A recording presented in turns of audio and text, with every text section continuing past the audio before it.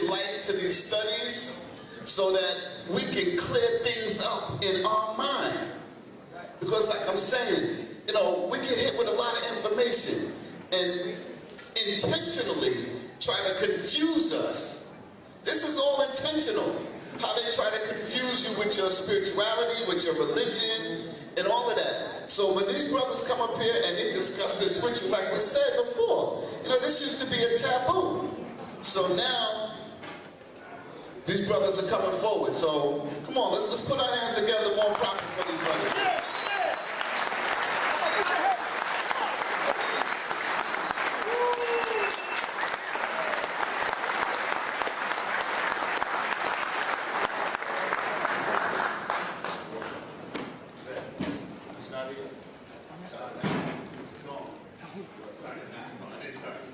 Give it to me. Hit it again. Let him see. In the name of Allah, came in the person of Master Farad Muhammad, to whom my holy praises are forever. I bear witness that he is God. I bear witness that the most honorable Elijah Muhammad is his living and exalted Christ. I further bear witness that the Honorable Minister Louis Farrakhan, Put the mic up to you. the Honorable Brother Minister Louis Farrakhan is God's man in our midst today. In their names I greet you, family. Greeting words of peace, assalamu alaikum. Brother Sutet, Brother Satnetta. Most importantly, my beloved brother, Dr. Ray Hay.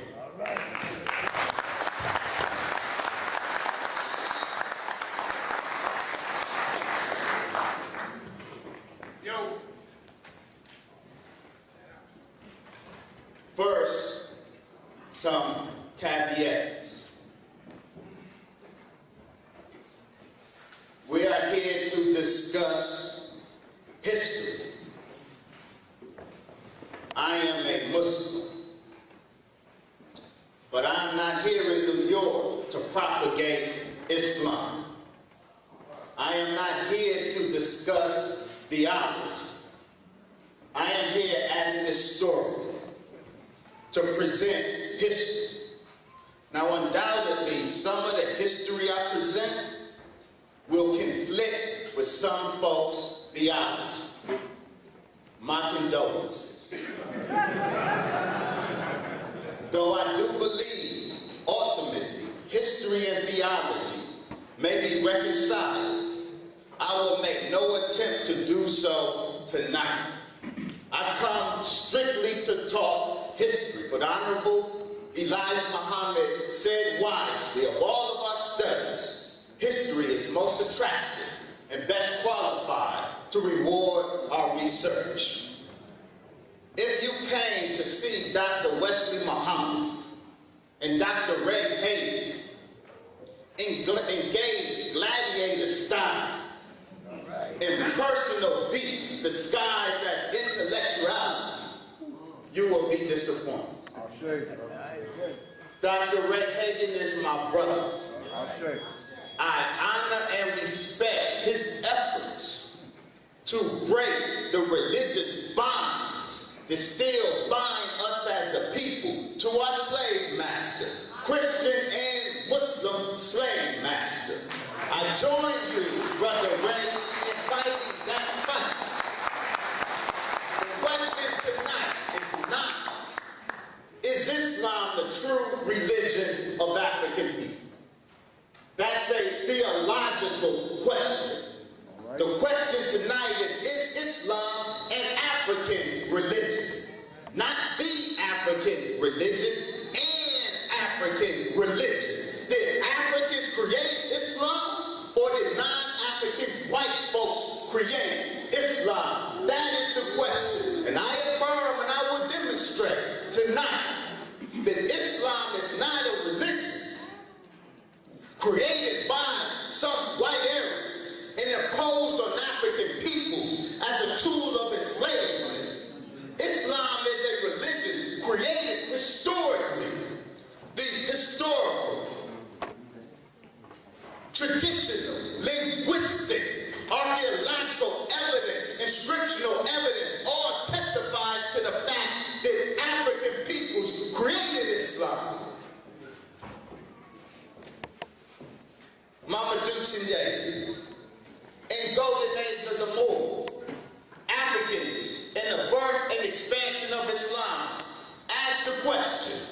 Ironically, though the origins of Islam are rooted in the African tradition and the growth of the Islamic empire brought forward by the genius and might of African Muslims, as the 20th century comes to a close, Islam is associated more with the Semitic white Arabs. How did this come about? Why do we assume today that Islam is a white Arab religion? Prophet Muhammad, peace be upon him, said, and I leave his statement in Arabic for a reason, to send a message. We can't do history if we're unable to gauge the history from the perspective of the primary source material. If you can't read the history of Islam in the primary Arabic text, then stop trying to write the history of Islam. We will never accept folk writing the history of Kemet who cannot engage Kemet from the perspective of the Medinet Church. Stop trying to write the history and pontificate on the history of Islam if you can't engage it from the level of the primary textual sources. Prophet Muhammad said he had a dream. In that dream, he saw black sheep and white sheep. Prophet Muhammad said that he saw the white sheep join in among the black sheep and outnumbered them such that the black sheep were no longer noticeable. Prophet Muhammad said that the meaning of that dream is that those black sheep were his original Arab followers, and that the white sheep were non-Arab foreigners, specifically Persians, Turks, and Byzantines that accepted Islam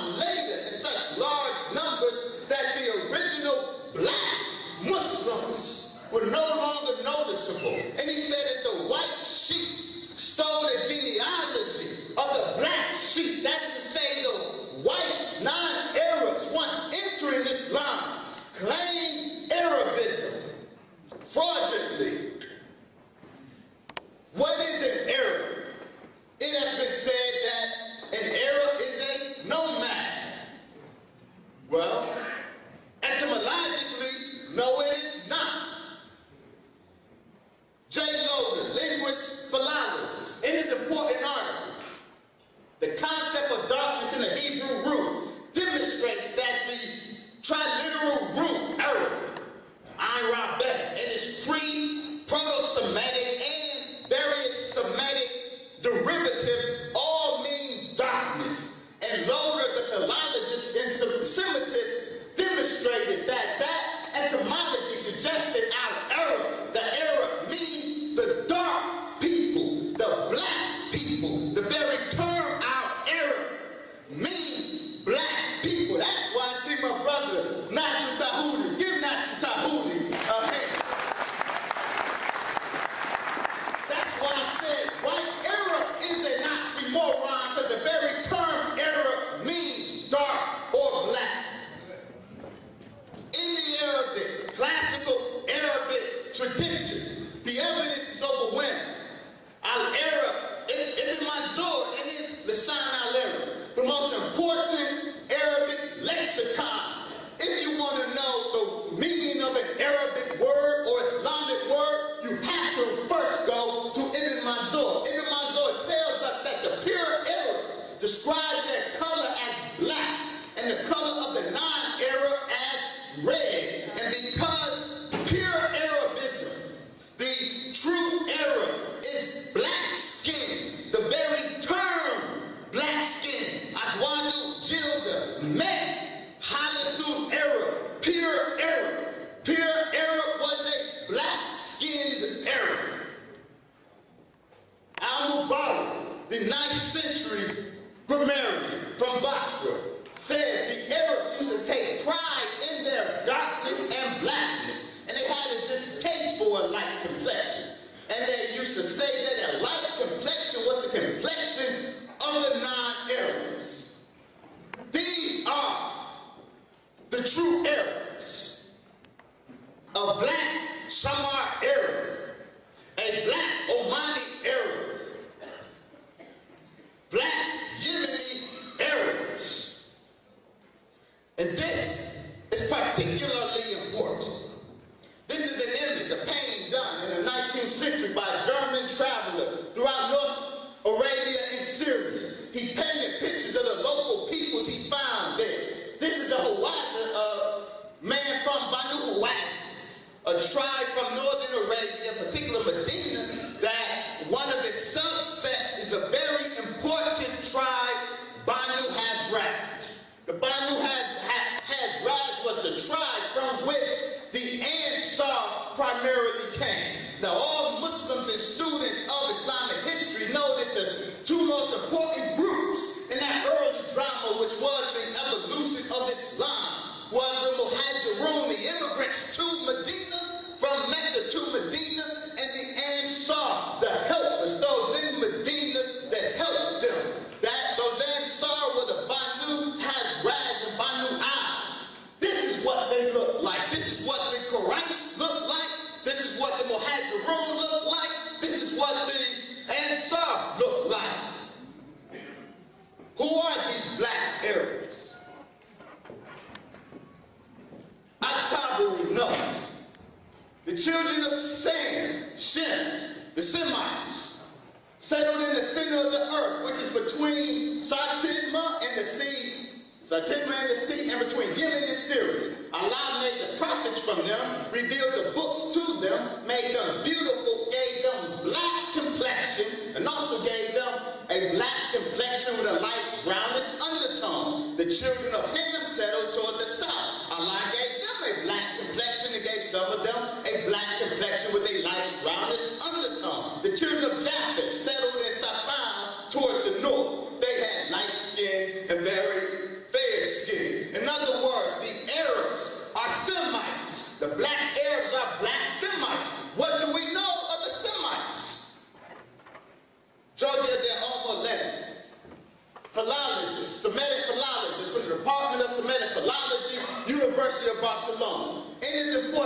questions of Semitic linguistics. No, Proto-Semites, that group of folk, those original Semites from which derive all the derivative Semitic languages, cultures, and religions. The Proto-Semites form part of a mass of peoples who, moving out from the heart of Africa, spread north and reached the Mediterranean coast and beyond. The Semitic family was the spearhead of one of the expansive movements of peoples towards Asia from the heart of Africa. Those Semites are Africans. They originated in Central Africa, migrated north, crossed over into the Arabian Peninsula. They were black when they left Africa. They were black when they entered Arabia. They were black at the time of Prophet Muhammad. Now, when they got to Arabia, as we call it, they did not leave Africa. They entered only another part of that African homeland. The Kingdom of Saudi Arabia says, study published by Station International in 1982, maps and geography books make Arabia a part of Asia. But plant and animal life clearly bear out the theory that it is really an extension of Africa. Saudi Arabia's wildlife is an African complex of species. The animals and plants of northern and northeastern Saudi Arabia are generally closely related to or identical with Saharan species. Not only does the ecology of the Arabian Peninsula indicate that it is but an extension of Africa, the geology and the climatology, as well as the ethnology of Arabia indicates the same. Maurice Tarsi, the Arabian Peninsula is the geological extension of Africa.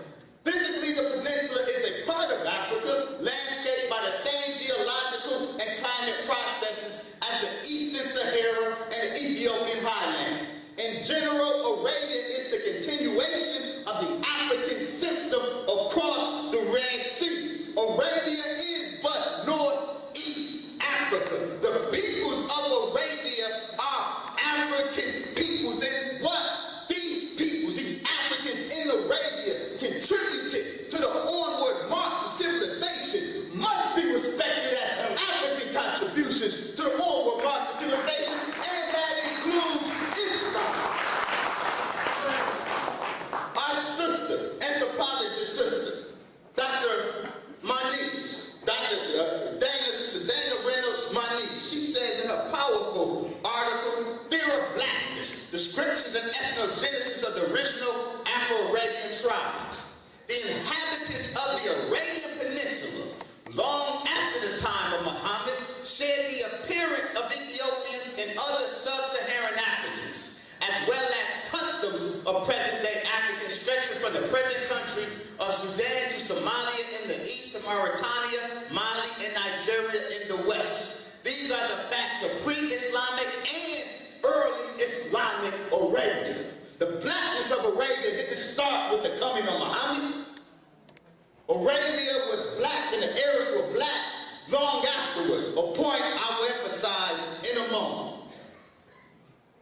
These are the facts of pre-Islamic and early Islamic Arabia, which is why the Greeks and Romans considered Arabia an extension of Ethiopia, and for Syrians, much of Arabia part of the Sudan, long after the time of the Prophet Muhammad. Although Iranians had settled the Yemen, or south of the peninsula in the centuries immediately preceding the Prophet Muhammad, the Turks, Circassians, mercenaries, concubines, and slaves from all parts of the world had come to settle the land of the true Arabs. Later in Islamic times, large numbers of indigenous peoples of African appearance still occupy the peninsula of Arabia, preserving the indigenous and original Afro-Arab cultures. That is an African cultural complex in Arabia, and it was that African cultural complex that gave birth to Islam. Wait. Y'all thought I was running from this?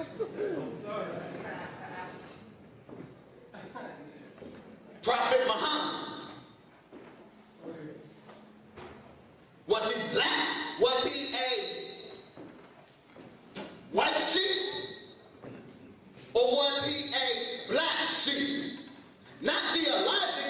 historical. What does historical evidence say? You rectify that with your theology some other time. Maybe I will help you with that. Maybe I will not. A careful examination of history reveals that the Prophet Muhammad was of the black race and was black in complexion. Wayne Chen. Muhammad was in the family of the black race. Dr. Yusuf bin Yaqub. Muhammad himself was, by all accounts, a Negro. J.A. Rogers. Al-Jahiz informs us that Prophet Muhammad's father, Abdullah, and all 9 of his paternal uncles was Dahum, black. His mother, Amina bint Wahb, was from the Banu Zura, which was a subset of the Qurayshi clan. It was a black clan. The Banu Zura, his mother's tribe, is represented best by Muhammad's maternal uncle, Sa'd ibn Abi Waqqas, a tall black member of Banu Zura. Now, Ibn Rumi in the 9th century, a poet who wrote poetry against the Abbasid dynasty. Those who know my work know that the Abbasid dynasty followed the Umayyad dynasty, which was a black dynasty, a black power dynasty. But the revolution that toppled it and installed the Abbasids initiated the Aryanization, the whitenization of Islam. And Ibn Rumi wrote poetry against them. One of the reasons he criticized them in his poetry, he wrote this to the Abbasid king. Said, you insulted the family of the Prophet Muhammad because of their blackness, but there are still pure-blooded, black-skinned Arabs. However, you are blue. Asra. Blue means white in Arabic, as does red. The Romans, Byzantines have embellished your faces with their color. I want to say this. This is live stream. But one more point. Muhammad al-Baqir, one of the descendants of Prophet Muhammad, one of the imams honored by the Shiites. He was a very dark-skinned Arab, as was his king. He was known as he who resembles because he looked like Prophet Muhammad. Now, I say to the Muslim world, I say to Saudi Arabia and to Iran, if a man's daddy is black, if all his paternal uncles are black, if his mama is black and all his maternal uncles are black, if all his first cousins are black, how in the hell is he going to look like that?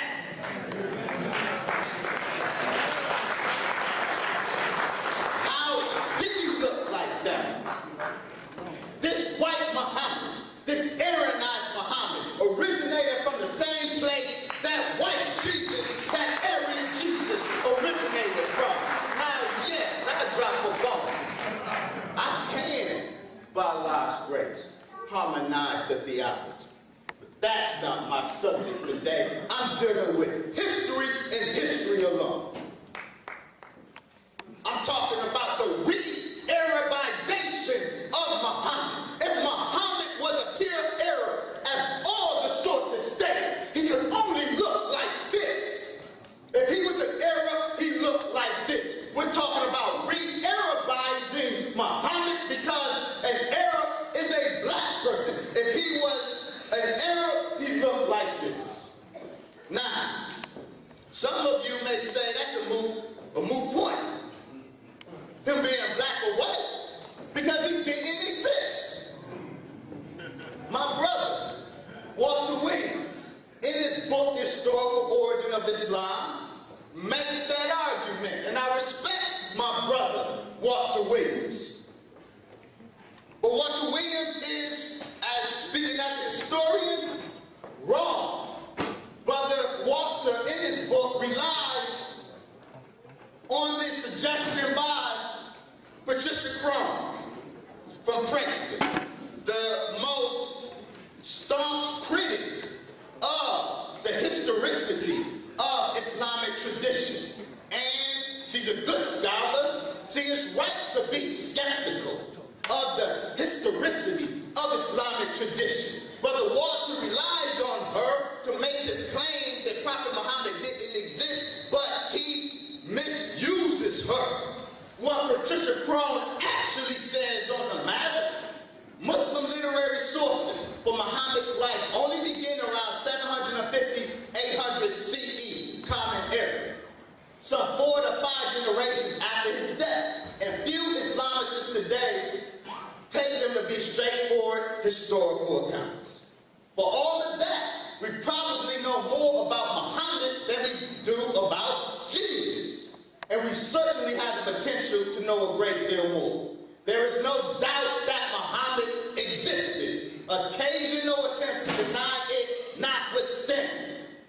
His neighbors in Byzantine Syria got to hear of him within 2 years of his death at the latest. The evidence of Greek text would mean that Muhammad is the only founder of a world religion attested in a contemporary source. This source gives us pretty irrefutable evidence that he was an historical figure. Moreover, an Armenian document probably written sometime or shortly after 661 identifies him by name and gives a recognizable account of his monotheistic teaching. Robert Holden, Seeing Islam as Others See Him, a compilation of 120 non-Muslim sources attesting to the rise of Islam. Holden says non-Muslim and archaeological testimonies, when carefully supplemented by Muslim evidence, can give us some interesting insights into the first century of Islam. In the early 640s, the historical record alerts us to a new phenomenon disrupting the familiar course of the late antique world. Arabs, equipped with a new name, Hajarun, and a new era, were overrunning regions as far afield as Egypt and Iraq. Non-Muslim writers of the first century AH attested it was strictly monotheistic and iconoclastic. That is, that Heroes had a sanctuary, the house of God, of Abrahamic association called Kaaba, towards which they prayed and at which they sacrificed and reverenced they stoned. And also that they followed Muhammad, who was their guide and instructor, whose tradition and laws they fiercely upheld. This is also confirmed by archaeology for the period beginning 691, when inscriptions proclaiming allegiance to Muhammad and his religion are found in abundance on buildings, milestones, rocks, coins, papyri, textiles, and so on. This is one such piece of archaeological evidence. An Umayyad bronze reform coin of 696. And here you clearly have Muhammad Rasulullah. Muhammad is the messenger of God. This is archaeological evidence amidst a tremendous amount of archaeological, historical, inscriptional evidence of the historical reality of Muhammad. Yes, the orthodox biography of Muhammad that the Muslim world presents is embellished. It is full of fictions, but that does not mean that the historical figure himself did not exist. He did. Now, I understand that Paul's description of the Abrahamic story as allegory. Whatever that means, it has no bearing on the question of the historicity of Prophet Muhammad. Whether Abraham himself ever existed or not is irrelevant here. The reason some try to make him relevant is because Muslims today trace Muhammad's genealogy back to Abraham via Ishmael. And so if Abraham didn't exist, Ishmael didn't exist, thus Muhammad didn't exist. No, that genealogy tracing Muhammad back to Abraham through Ishmael is a later Muslim fabrication trying to make biblical genealogy fit Arabian genealogy. We can discard with that henceforth. It has no bearing on the historicity of Prophet Muhammad. All of the empirical evidence confirms Muhammad is a real man, and the history said he was a real black African man.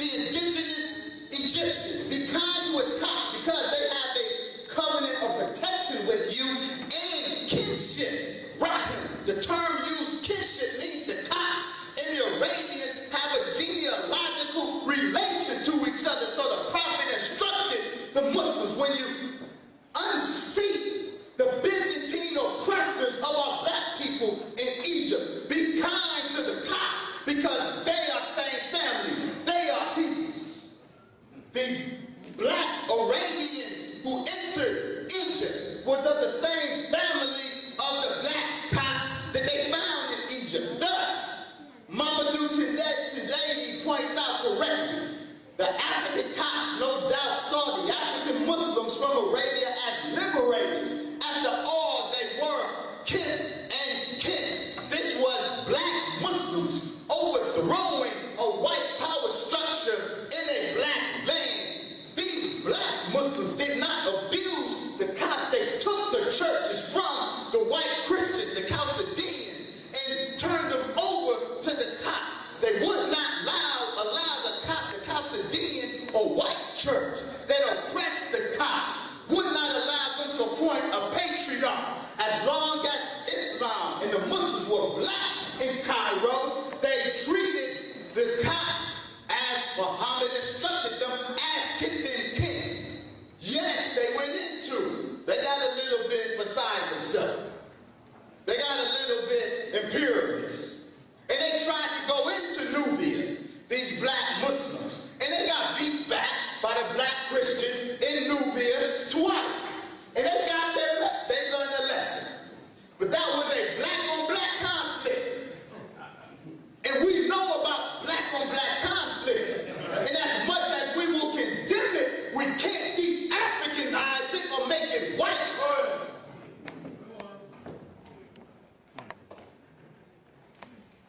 Dr. Sheikh Anta pre-colonial black Africa.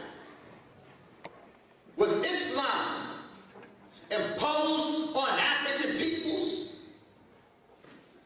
Much has been made of the Arab invasions of Africa. They occurred in the north, but in black Africa they are figments of the imagination.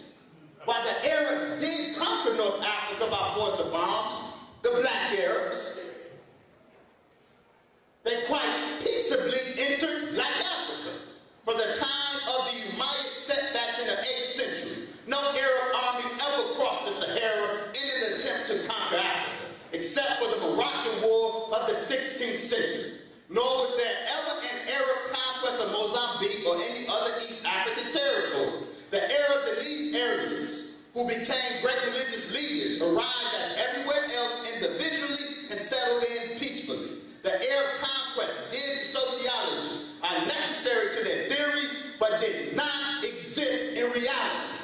The primary reason for the success of Islam in black Africa, with one exception, consequently stems from the fact that it was propagated peacefully at first by solitary Arabo-Berber travelers to certain black kings and nobles, who then spread it about them to those under their jurisdiction. Only during our Moabite movement of the first half of the 11th century did some Berbers attempt to impose Islam on black Africa by force of arms. During the Great Arab Conquest, general history of Africa, during the Great Arab Conquest, there was certainly no attempt to convert the Ahlul Kitab, Jews and Christians, by force. Generations of scholars have clearly demonstrated that the image of the Muslim Arab warrior with sword in one hand and the Quran in the other belongs to the realm of mythology.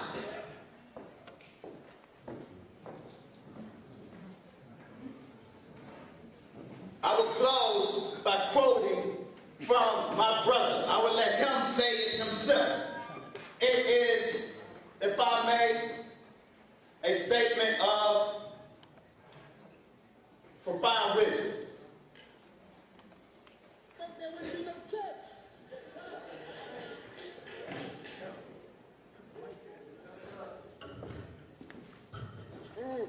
So this religion of Christianity started making God have partners that was equal with him.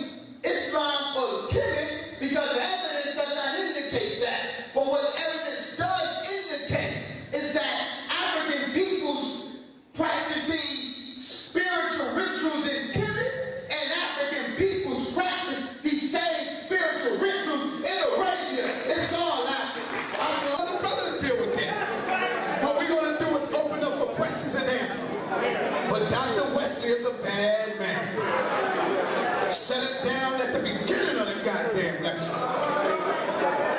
I'm gonna take my shahada. Assalamu alaikum, rahmatullah.